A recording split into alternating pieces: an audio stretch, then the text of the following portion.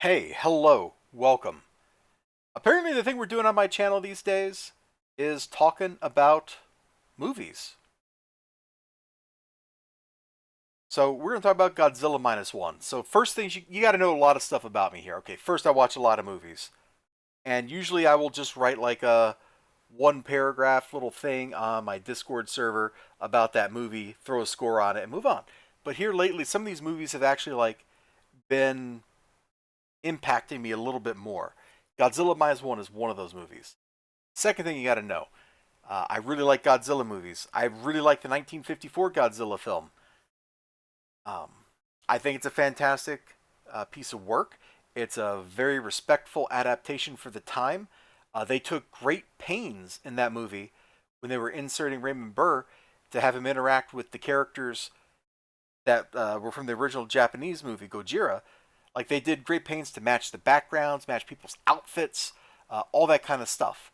So they did as much as they could to integrate him in without disrespecting the what was there. I think for 1954 they did a good job of that, as opposed to if you've ever seen Half Human, which is I forget the Japanese name of the movie, but if you've seen Half Human, you will understand what I mean by respectful versus not respectful in that regards. Okay, having said all that, I really enjoyed Godzilla Minus One. We start off at the tail end of World War II, where our main character, a kamikaze pilot, does not go kamikaze. He lands on a island. He's like, "Oh no, having engine trouble or something," and he has an encounter with Godzilla then. And because of what his job was, in fact, he didn't do it. He gets labeled as a coward. He goes home. He finds out his family's gone. The family that told him to come home. The ones who are the reason why he didn't do what he was told. Come to find out a little bit later, Godzilla starts going on a rampage and sinking ships. Our hero got a job as a minesweeper, and because of the lack of ships in the immediate post-war world, and if you've ever seen uh, Japanese cinema set in that time period, you'll know how bad that time was for Japan.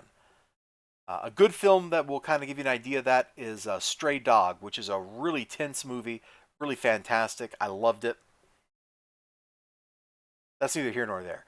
And so our hero's like doing his job as a minesweeper, and because there's no warships, they get assigned to delay Godzilla until a real warship shows up.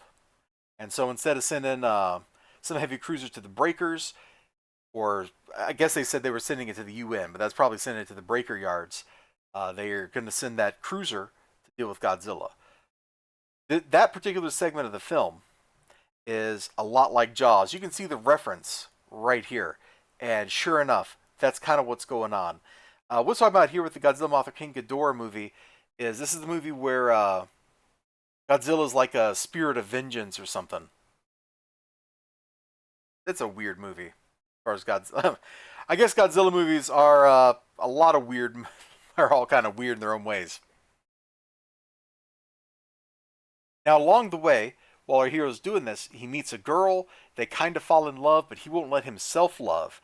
And the girl has kind of adopted a little baby, and so they're taking care of the baby. They formed a family unit. I was just talking about Tokyo Godfathers like 10 minutes ago, and it's a surrogate family kind of situation.